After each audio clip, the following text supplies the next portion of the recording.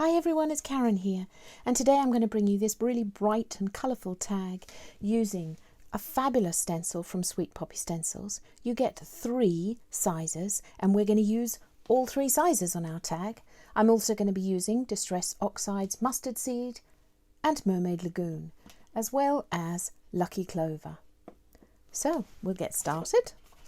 First up, I've got my magnetic sheet and my tag, 6.5 centimetres by 12.5 centimetres, and the very first thing we're going to do is I'm going to use some gesso.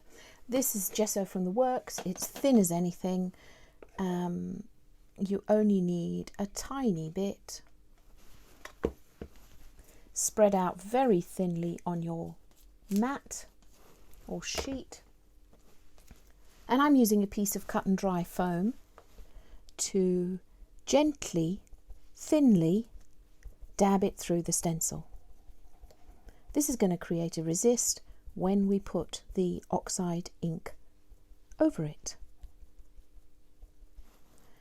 You want to be careful as you're coming to the edge of the stencil that you don't land up putting any of the gesso on that side, otherwise you'll get a resist there too.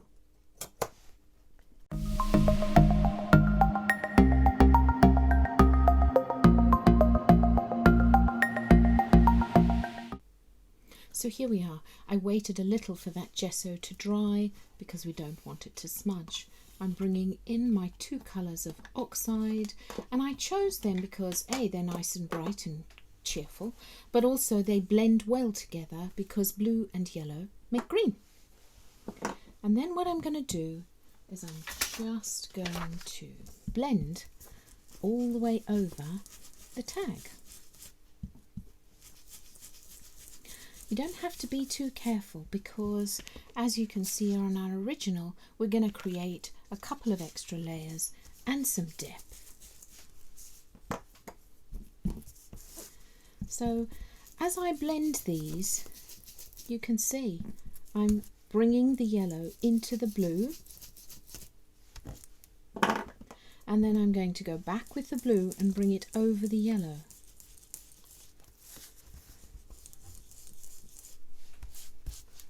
So that you start to get a bit of a green where both of those colours have joined.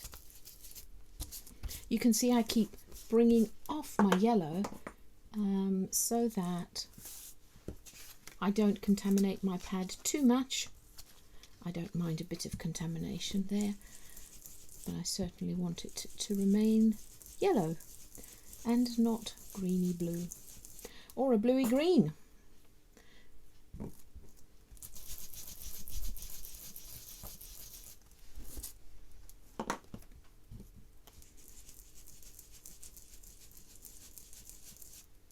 So you can see there's a lovely blend happening there between the yellow and the blue.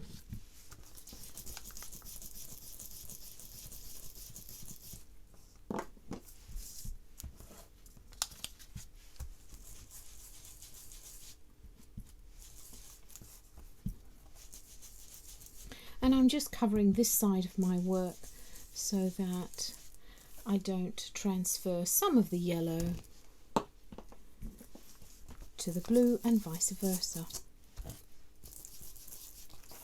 Now probably if I'd have thought about it, I might have done a different pattern of my yellow and blue, but you'll see it will all work out in the end. There we go. I'm quite happy with that. So you can see the resist of the gesso underneath it. Just going to clean this off a minute.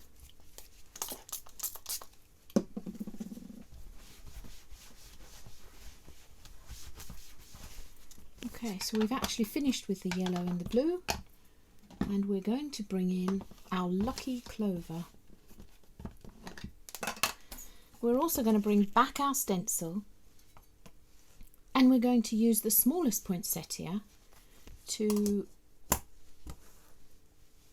create, sorry, I've got my, there we go. Smallest poinsettia over the top.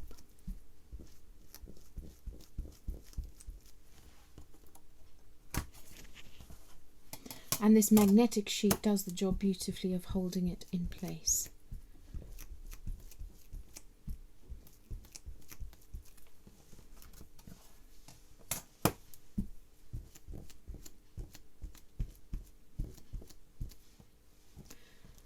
Oh, there we go. Beautiful. I'm happy with that. And now, finally, I'm going to take my black VersaFine Clair, either Nocturne or this one, just because I've had these for a while. And I'm just going to place some of these over the top. And these are going to be the focal point, like I have in this tag.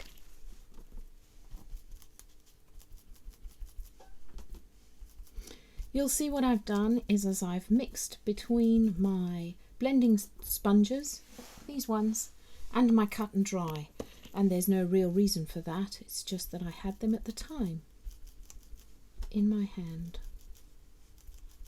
As I say, the only thing to remember here is not to go over the edge, so you get an unsightly line.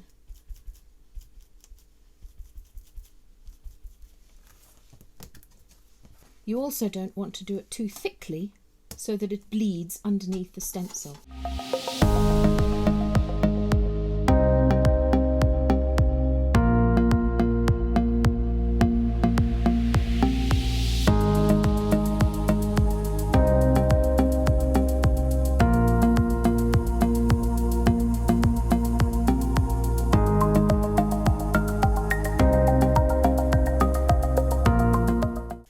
So there we have our tag.